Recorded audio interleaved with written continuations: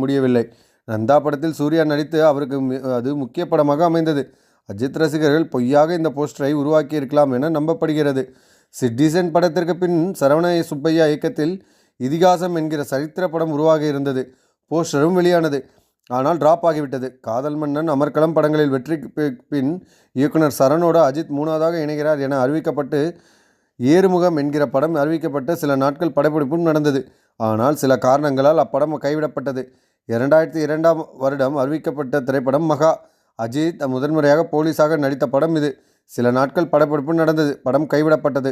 ஜனா படத்திற்கு முன்பே சாஜி கைலாஷுடன் இணைந்து அஜித் நடிப்பதாக இருந்த படம்தான் திருடா. 2004ஆம் வருடம் இப்படத்தின் அறிவிப்பு வெளியானது. ஆனால் அது டிராப் ஆகிவிட இருவரும் ஜனா என்கிற படத்தில் இணைந்தார்கள். வில்லன், வரலாறு என 2 ஹிட் படங்களுக்கு பின் KS ரவிக்குமாரும் அஜித்தும் 3வதாக இணைந்த படம்தான் காங்கேயன்.